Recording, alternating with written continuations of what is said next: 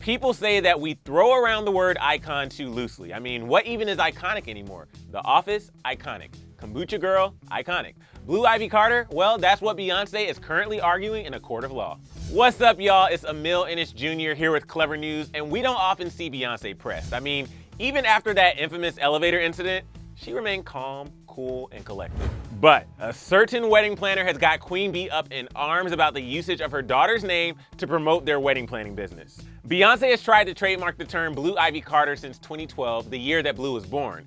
And they were already denied the trademark request shortly after it was placed in 2012, but in 2017, they decided to try again. But Wendy Morales, a professional event planner based in Los Angeles and Boston, opposed the 2017 filing of the trademark because her business, Blue Ivy Party Planning, has been around long before Blue was born.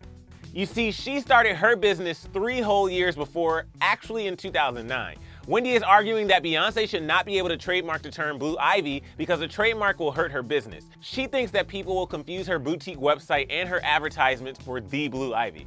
So, Beyonce is specifying that the trademark is for Blue Ivy Carter and not just Blue Ivy, and Beyonce says that Morales' claim that consumers are likely to be confused between a boutique wedding event planning business and Blue Ivy Carter, the daughter of 2 of the most famous performers in the world, is frivolous and should be refused in its entirety. Whew, Beyonce snapped, but she's also arguing that the presence of the word Carter ties the trademark to her and Jay-Z's daughter specifically. Beyonce also pointed out that the wedding planner business is benefiting from sharing the same name as their daughter. In fact, they had a noticeable uptick in business after Blue Ivy was born, and they've gone as far as to have a sale on Blue's birthday in the following years. But Wendy Morales and owner of Blue Ivy Events, Veronica Morales, aren't backing down. In fact, both of them are also accusing Beyonce of fraud, saying that the trademark on Blue Ivy's name is not for business purposes. And let me tell you, if there is one person you don't want to fight in court, it's Beyonce.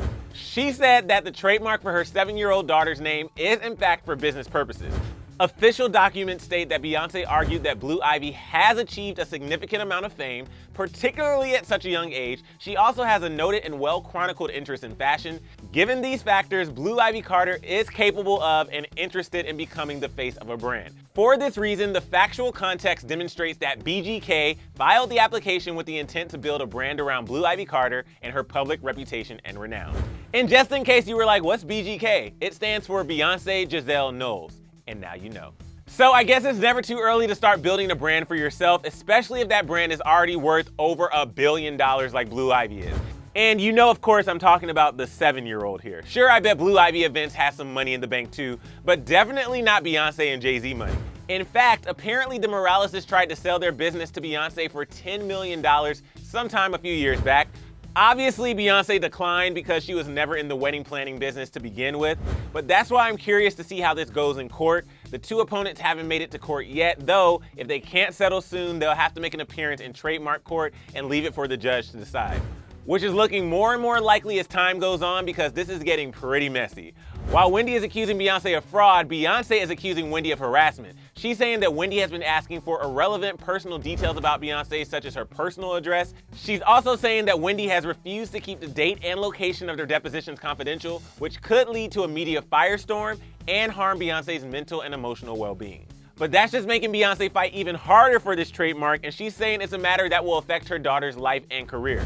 Like, there's a legitimate argument on whether Blue Ivy is a cultural icon or not. Documents from Beyonce's team say Blue Ivy Carter is a cultural icon who has been described as a mini-style star and has been celebrated for her fashion moments over the years. Her life and activities are followed extensively by the media and the public.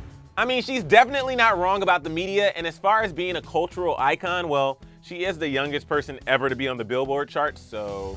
Beyonce's statement continues, Blue Ivy Carter's fame, her interest in fashion and design, and her familial relationship with 2 of the most famous performers in the world all support BGK's intent to use the Blue Ivy Carter trademark in connection with building a brand consistent with Blue Ivy Carter's interests and skills.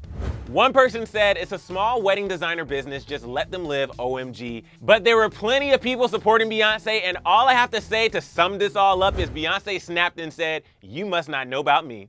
But I have to hear from you guys. What do you think about the argument? Should Beyonce be able to trademark Blue Ivy Carter, or do you think this business had claim to it first? Let me know your thoughts in the comment section below. And hey, after you're done with that, click that subscribe button because we're going to keep you updated on this and so many more entertainment news stories, and then click right over here to watch another news story right now. Thanks for watching, guys. I'm Emile Ennis Jr., and I will see you soon.